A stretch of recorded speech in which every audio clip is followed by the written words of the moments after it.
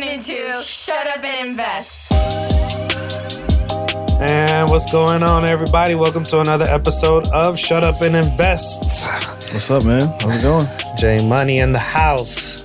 Yeah. Brother, we finished filming yesterday the marriage show with you and the wifey. We did. Before we get into today's episode, where we're gonna break down the deal that we were working on together when we met. Mm-hmm. I just want to make sure you didn't have to sleep on the couch yesterday. Nah, it came out good.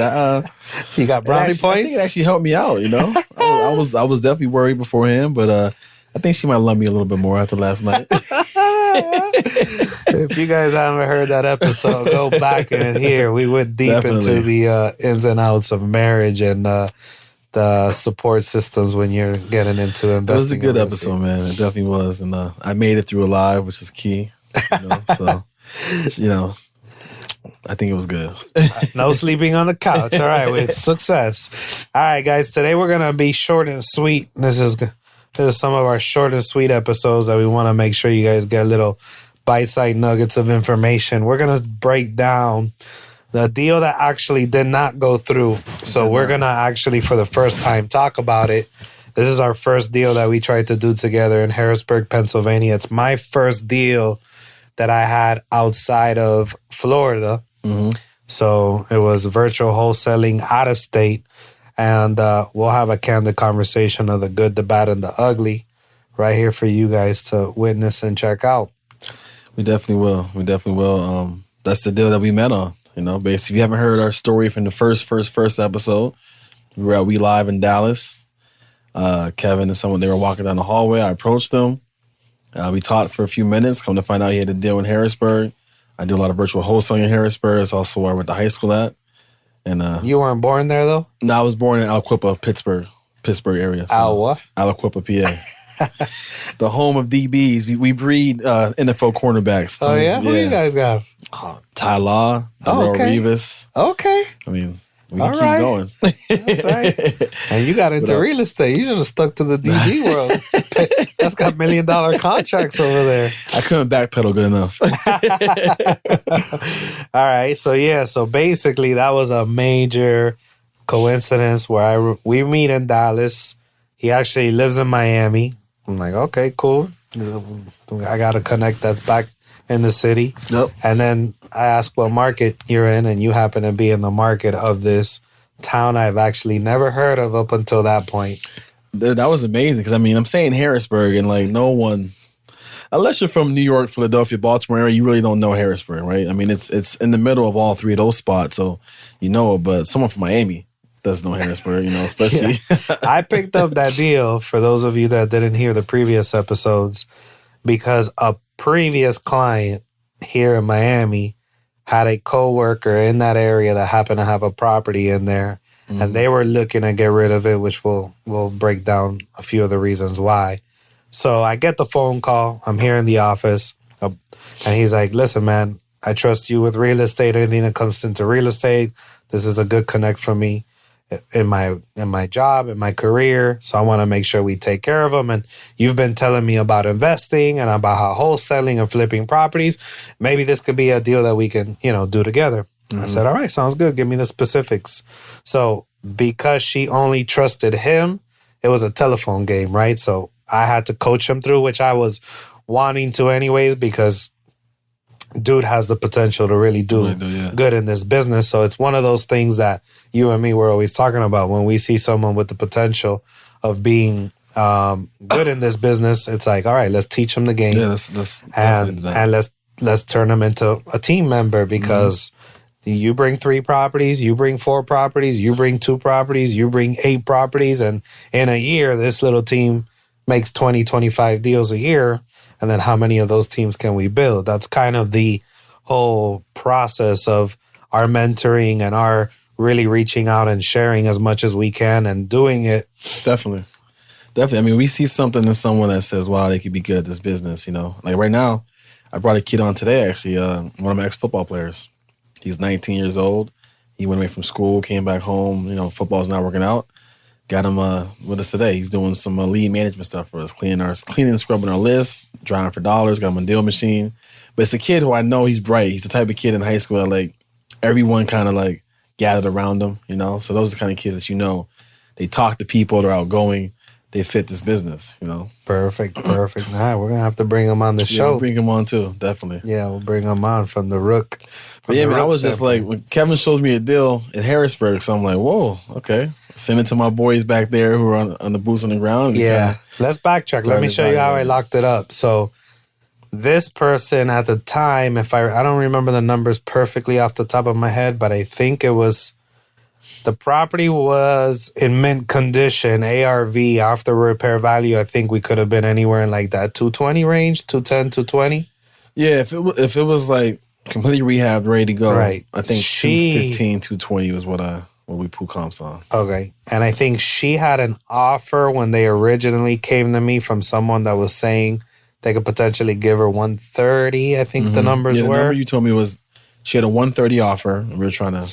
She wanted at least 150. So I locked it up for 150. I talked to her. I said, all right, I got some people out there that I can connect with, which at the time I did not. He had nobody. Right. So let me clarify. In my head, if you ever get an opportunity, and if you hear some of the previous episodes with, Mike and these guys, it really is like, all right, let me lock this up. Lock it up. And then I'll figure it out. Yeah. So whether it's posting it on the Facebook Marketplace, posting it on Craigslist, then blasting it to every single realtor, because we could pull the realtor database in that area, reaching out to the local real estate associations, which you could find by just Googling Harrisburg Real Estate, Investment Association, getting in touch with them and letting them know about the deal. You make enough noise, someone's going to bite either through Craigslist, through Facebook, or the RIA, the local RIA there's going to say, hey, let me take a look at the deal or pass it around. And then they'll be able to give me a much better idea of what we're looking at. And if it's nowhere near that price range, then you go back and renegotiate. Because the key is, you have a due diligence period in your contract, right? that's the key to your contract, especially when you're wholesaling, is your inspection or due diligence period, right? So in my contract, it never ends. I have an unending inspection clause. Right. Now I don't use it to that T, but like if I wanted to, it could go on forever and ever. But that's why you have the confidence to lock it up, because again, it's a transaction, it's a negotiation. I'm locking it up. Then actually what he said, reaching all those people, they're going to kind of do the work for you, kind of give you an idea of what the price is, if you have it too high, if it's a really good deal, and then go back to the table and renegotiate. Correct. So locking it up basically means getting this contract signed and controlling it. Yeah, and controlling the situation so that somebody else doesn't come, or that person that was offering 130 doesn't go ahead and buy it. So I lock everybody out of it by essentially giving her a 2-page agreement or a contract. It's not your traditional 6, 7, 8-page contracts that you see when you're buying the residential deal. And like Jay said, you guys refer to it a lot as the due diligence period. Down here, we call it inspection period. I call it inspection period too. Like I always call it inspection period, but I know some other people use due diligence. Right. So it means the same thing. Yeah. So at any point, we can get out of this agreement or get out of this commitment, which we tend to just put a small deposit down that's being held usually with our attorneys or our title company anyway. Yep. So it's all home team essentially. Definitely. We don't give our earnest deposit to the seller, because sellers ask all the time, hey, you going to send a deposit? Well, it doesn't go to you. It goes to a third party. Right. Our third party that we choose. Right. Oh, the attorney holds it, make sure everything's kosher. Exactly. Those type of things. And that protects both people. I tell myself, look, you don't want me to have it. I don't want you to have it. To protect each other, we'll give it to the title company, because we use title companies up in Michigan and PA. Down here, it's an attorney. No, here you use title companies too. Yeah. Whoever you're using. Give it to them, then they have it, and then you can kind of go on with the rest of the transaction. Exactly. So I lock it up, send over the 2-page agreement, use DocuSign, literally highlight the places that they need to sign and fill in the blanks. Boom, boom, boom, signs it. 2 days later, I fly to Dallas, and then that's when we connect. I ask what markets you're in. You're like Harrisburg, Pennsylvania. And like we talked about in the first show, that's straight up God's plan. Because definitely. I had not met anybody ever in my life from Harrisburg, Pennsylvania. So that was my plan of attack. I was literally going to take that time in Dallas, and on my off time when we were just... You were actually about to go sit down to work on that deal. Yeah. And I came out, we were sitting down together, and you pulled it up. I'm like, man, I'm in Harrisburg. So, and at that point, I'm like, well, cool. I ain't gonna do nothing. You already got it. You got it. Take it. We'll partner on this deal, and let's start the relationship that way. Yes, started off good. Now, I say that for two reasons, right? I could have still been greedy, tried to pick your brain about the market and what do you think and this and that, and still go back to the hotel room and try to do it myself because I don't want to give up $10,000, $15,000, $20,000, whatever the profit margin is, especially when at this point I had someone else involved in the deal that brought it to me who had to get a little piece to get their beak wet and get involved into the business. So I'm definitely never looking at the immediate situation. I'm always looking at the marathon, right? If I would have done that, we wouldn't be here right now. No, we wouldn't have. I mean, that deal was like something mutual that we both had interest in that kind of kept us talking to each other even more. You know, like we met, we liked each other, we connected, but like then that deal was there. So it's like, I'm following up with you, you're following up with me. And that's how we actually got to, you know, grow and learn each other out and get to the point where we are today, you know, because of that deal. So again, relationships, partnerships, you know, not being greedy. If you talk to people, you know, if you partner with people, at the end game is so much bigger than, hey, I might have made 20 grand instead of 10, but now we might make unlimited, you know, unlimited. Of course. And that I literally looked at that deal for that purpose. I said, at this point, I don't care what we make on this deal. This deal is going to be the beginning of this relationship. Yep. That's going to bring a lot more things to come. And at the same time, it's going to be my first deal outside of Florida. So I'm going to see how he runs the virtual wholesaling. What are the rules in this area? If this area turns out to be good, it's things that we can do more, now we got 3-4 deals in the area that we're locking up and funding and doing all the things we're talking about. And this deal never closed, by the way. We're going to get to we'll get to that. We'll get to the good stuff. That's why, again, somebody died in this property, by the way. We will get there. That's what, again, it's not always about the money or the deal closing. You know, the actual process of the deal, you know, even though it didn't close, has created something bigger than that one deal. Yeah. You know, so you have to kind of look at the deals like that. Like, what can I get from this deal in a whole, you know? That's why a lot of deals I do, I mean, I take deals where I might make $1,000, $2,000, $3,000. You know, I've done it many times. I mean, I don't have a minimum. I'm not saying like, if it's not 10K, I'm not taking it, you know? I'll touch a lot of deals because who am I going to meet in that deal?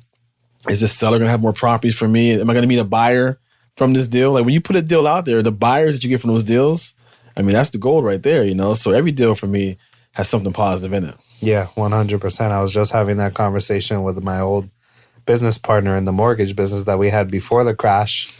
And there's a rule where the VA, the Veteran Loan Program for vets, has a limit of how much fees you can charge. And he was calling me saying, and if he listens to this episode, he's going to laugh because he was calling me saying, man, it's not even worth it. They're limiting us to 1%. And then I got to split this with, you know, with the current situation that he's in. And he's like, for that, I said, listen, there's a realtor involved in this deal. There's a client that can possibly refer you that you could wow them. He was competing with the US VA bank. So, the bank that does the loans. Yeah, exactly. That does most of the VA loans. And he was able to take it from them by giving this deal, but now he is limited to what he can charge. He was like, I'm going to end up making like a couple grand on this deal. I said, a couple grand to start relationships that will turn into something else? He's like, oh, well, the seller is a retired realtor. So there's no real realtors on this. They're kind of doing it. I said, that guy, I don't care if he only sends you 2 people before he croaks. That's still 2 more deals that you can get from this deal. And he's retired. He's retired, which means, you know, he's not as active. He might be the one person he knows now that's a lender, you know, doing loans. Exactly. And all you need is another 1 or 2 referrals from him. That next referral might be the one that gives you 10 or 15. So. Exactly. So it's the marathon outlook of it and using potential deals to bring on mentorship or bring on partnerships or add value instead of just coming and knocking on the door and saying, hey, what's up? Do me a favor, show me everything. And not that, like you said, you're mentoring right now a young kid that you see potential. So you don't always have to have something to bring to the table, but it definitely helps. And it does. I mean, let's be honest. We're busy. We're very busy. So like, you know, that deal, that value is what made it, you know, spark even more. I mean, you have people come to them, hey, just do this, and you're not bringing any value. You know, like that kid, even that kid's bringing value. There's the task I need done in my business that he's taking care of for me, you know? Yeah. So like when you meet someone you want to work for, I say the first question is, how can I bring value to you? Like if you're out there looking for a mentor, ask them that. How can I bring value to you instead of just saying, can you do this for me? Yeah. You know, like rearrange the question. Yeah. I got a guy, I really like him too. And we've done a deal together already. And then he just brought me another deal. But now he's like, oh, can you run the numbers on these deals? But he wants half.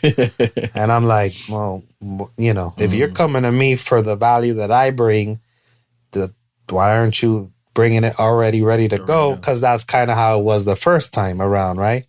And in my head, I'm thinking to myself, like, I'm not gonna do all the work, and then you're gonna still want half. Now, if you just want a referral fee, and I'll do all the work, not a problem. But if you want to come in as a partner, all right, cool. Bring the deal ready to be analyzed, and I'll take it from there.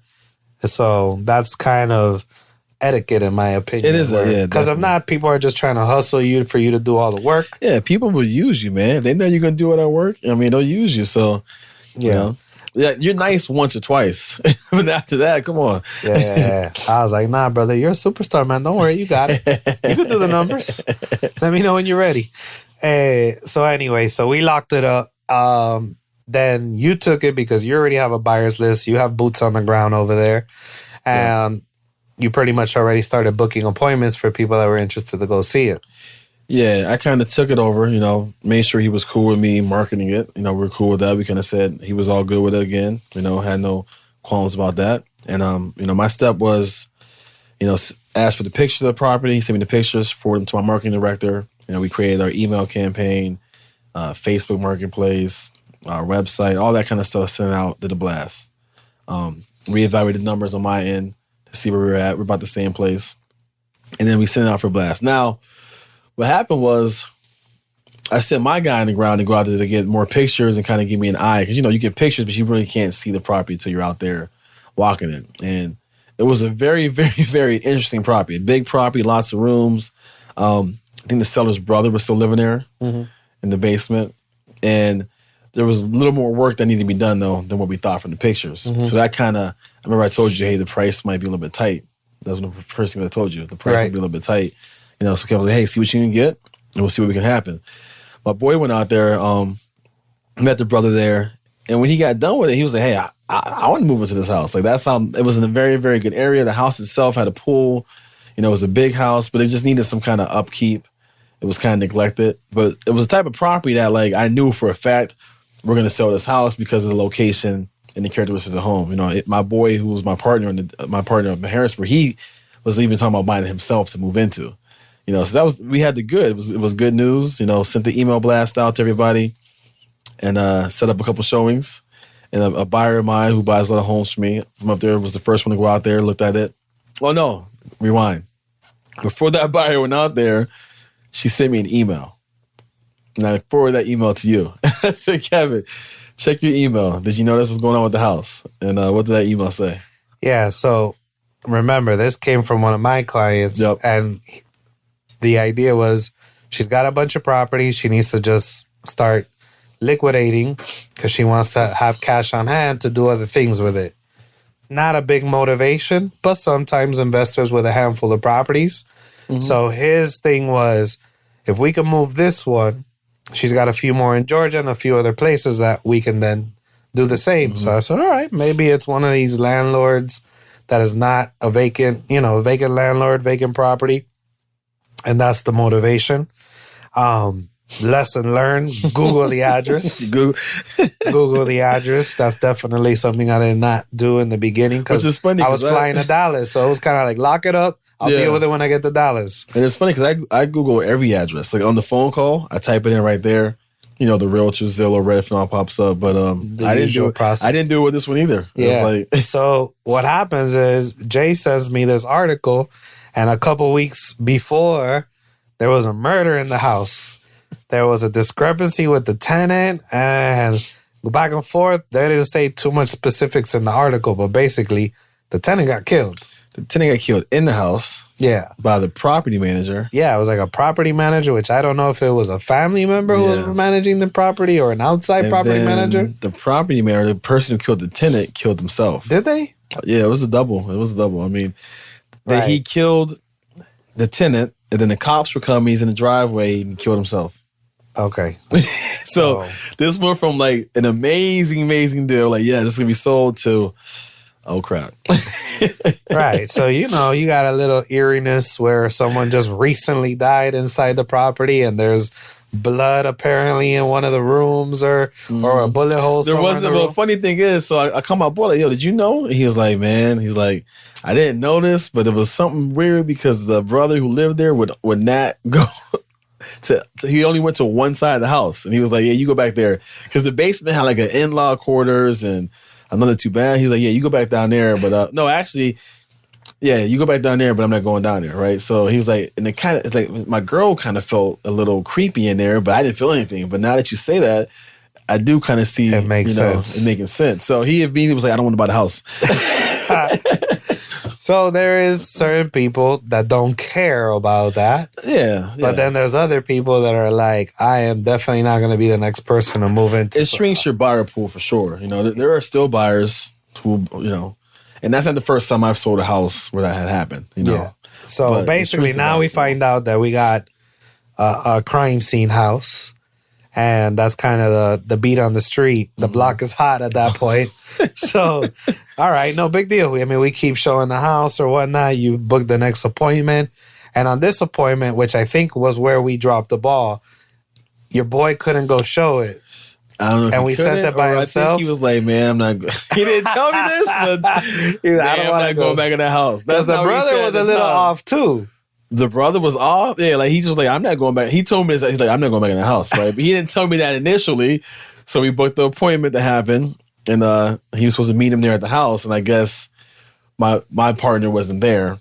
The brother came outside, and this is when it all... Right, which this is where, you know, I would say if we're going to start creating the commandments of virtual wholesaling. Yeah, number one. Number one, don't ever let the seller or whoever is with the seller talk to who your prospective buyer is without someone on your team being there to mitigate this conversation, because basically that buyer came out knowing the whole story. So the brother spilled the tea completely. I think he showed the bullet hole and everything, right? I mean, he laid the story out more than we even knew. I mean, that's how I knew that the property manager got shot himself from the buyer. You know, so he told him the whole story, which is well, no, let's backtrack. That's wrong. Actually, the first showing that your boy went out there, the guy was there, but the brother started spilling the beans completely about the things, and your boy was kind of like, hey, and then told us someone needs to tell the seller that tell his brother to not talk about those things if we're trying to sell this property, right? Yeah. Then the second person that went to go see the property, we didn't have the second person, he got there before my boy even showed up, and the brother came out, oh yeah, come on in, let me tell you the story about this house, right? You know? And I think what at that point happened was there was a realtor who had came by and had talked to the brother in his ear. So essentially what we've pretty much figured out happened is the brother recommended our buyer to deal directly with this realtor, and we got cut out of the deal. Yes, and now I don't know if that deal closed or if it didn't close, because we should look it up. Because that buyer was trying to do with the mortgage, and you know, there's some stuff in the house that I know wouldn't go conventional. So like the pool in the backyard that was uninhabitable. But basically, we kind of ran around in the deal. Right. And then at that point, we couldn't get a hold of the seller anymore. She ghosted us. And no, I mean, we tried to get a hold of him a bunch of times, because even then we were still going to make an offer with the we were going to make an offer because, I mean, we knew there was a price for the house when it sold.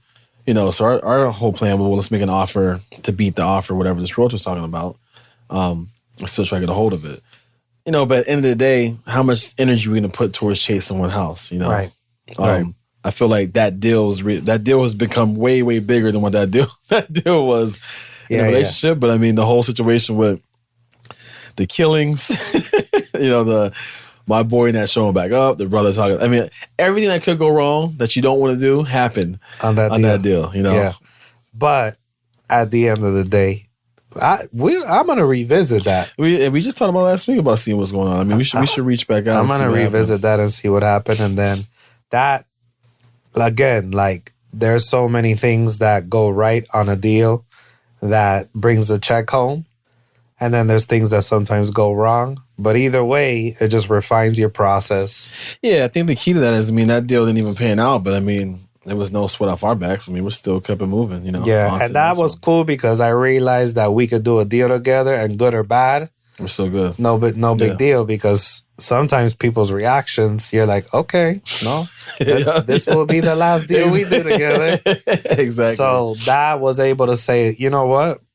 Cool, we could do more deals this way, and let's do it this way, and let's do it that way, and then that was what was like the birth of where now Shut Up and Invest is even in the house. Yeah, definitely. And now we got a bunch of deals that we're funding and locking up, and now we're attacking that market with a vengeance, and getting a lot more people that are connected to us in that market and a couple of other markets, and all from a crime scene. All from a haunted house. Yeah. Which, by the way, don't get freaked out about crime scene homes or burnt down homes, because those are the deals that... No, I have a fire burn house right now in a contract. That. How much did you pick it up for? Well, that's the one that we're doing $35,000 on. Oh, okay. Yeah, I'm getting it for 15. So I'm getting it for 15. It's not burnt completely to the ground.